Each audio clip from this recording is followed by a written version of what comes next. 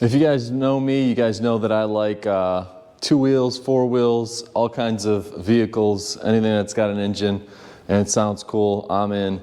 And this thing ticked all the boxes for me. I've always wanted one. I remember seeing them in the Rough Riders video, MX video, the first time I laid eyes on this thing. I was just seeing them doing wheelies everywhere.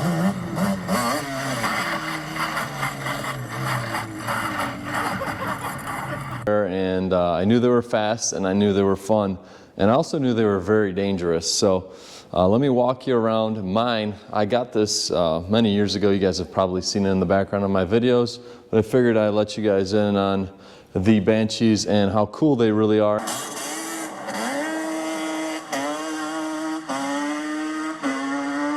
Produced in Japan from '87 to 2012.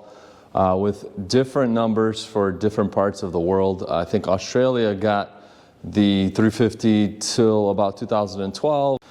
You have gold wheels, and you have some aftermarket exhausts. I got a FMF fatty pipe set up. The Power Core 2's on here. It came with them. I've got a stretched rear end. I'm pretty big, I'm 6'5", so when it's narrower, the ATV is a little bit small, so I could look like a giant on it. This one looks perfect. I think it's just enough. It's got wider arms in the front as well. I just replaced the springs and struts in the front. I've done a lot of things to this thing to keep it up to speed. It's dirty because I just got done ripping it in the fields. I'll go ahead and show you guys how this thing runs as well. It is a 350 from the factory, but mine, I believe, was bored out to a 450. So putting it from 38 horsepower to about, I don't know, 80, maybe 90 with all the additional mods that I have, which is more than enough. I mean, these things will throw you off in a heartbeat if you make a mistake, so you got to be really careful. I got a matching helmet as far as color goes with my machine. These are the 2001 graphics. I do have a title with this thing, which is rare to find on most of these. Really good shape, taken care of nicely.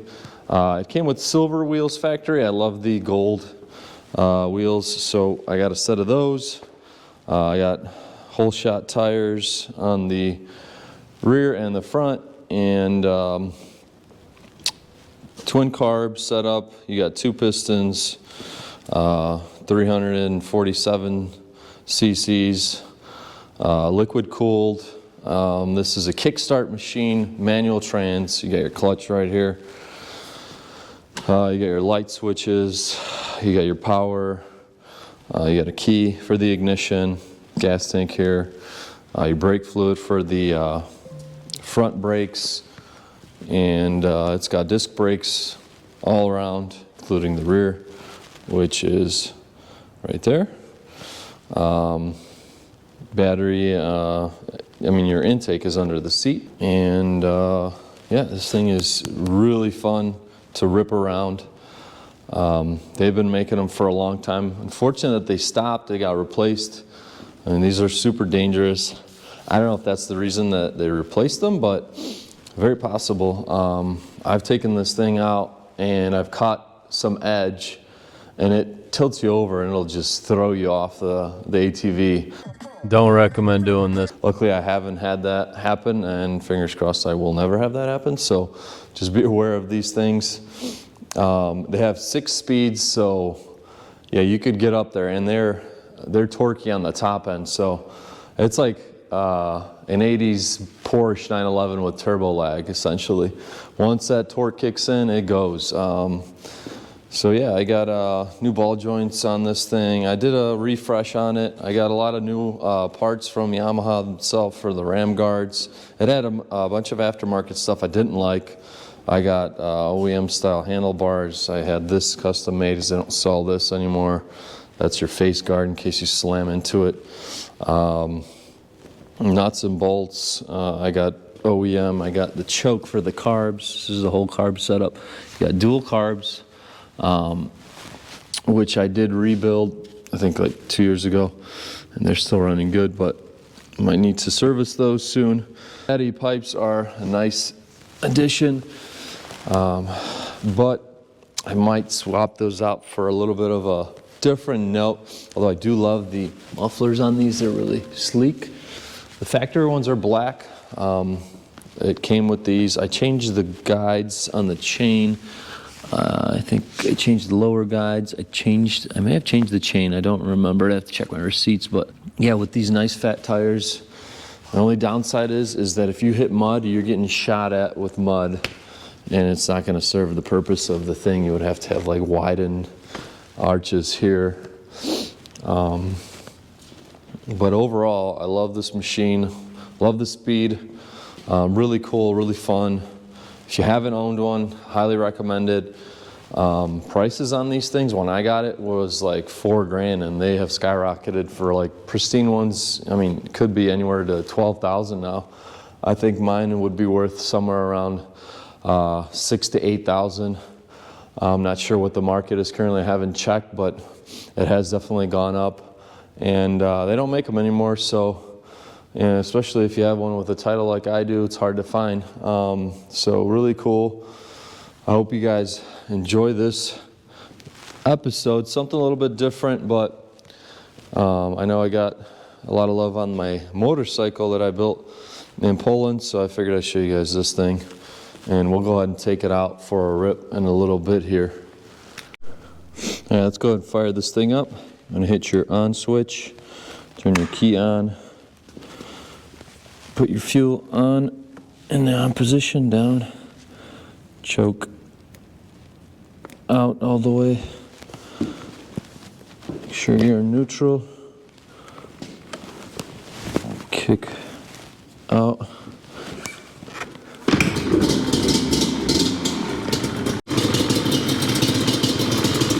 Fire up. Headlights on. Let's go take it for a rip.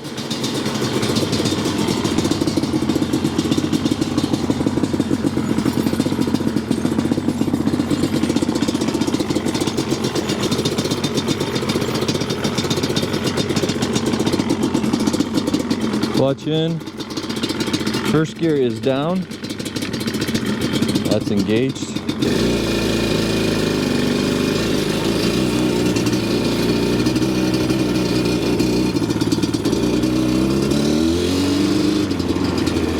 First gear.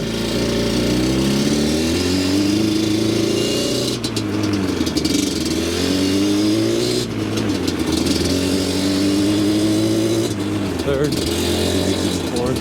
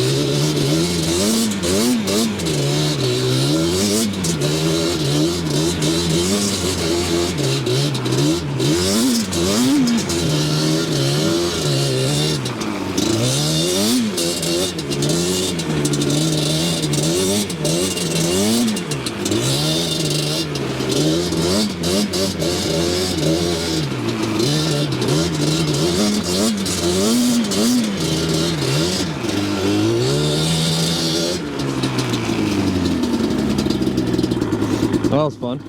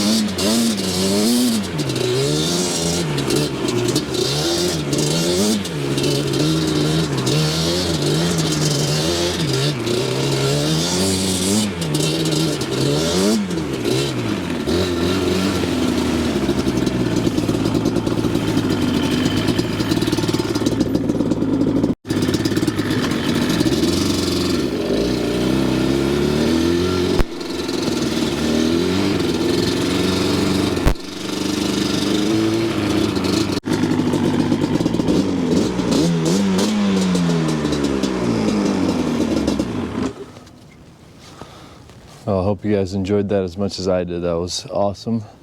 Like I said, very fast, very dangerous. You can get these to be street legal. There's a way to do it. We'll put turn signals on it if you just want to drive it somewhere to a destination that's not too far. I mean, guys drive these illegally on the streets all the time. But as you can see, I had some fun. I got mud all over. I'm gonna have to wash this thing. But that's what it's meant for off-roading, meant for enjoying. Be aware how easily you could flip this thing over.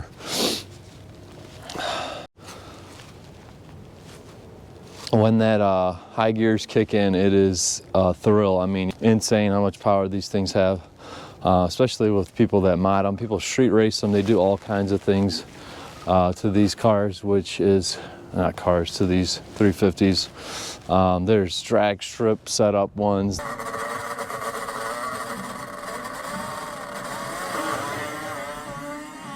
We are off. What a race, bar to bar. Great one. Top end of the racetrack. Win like. There's off-road ones. There's all kinds of fun you could have with these, but it does get costly, so keep that in mind as well. I hope you guys enjoyed the video. If you guys want to see more content on the Banshee, make sure to comment and smash the like button.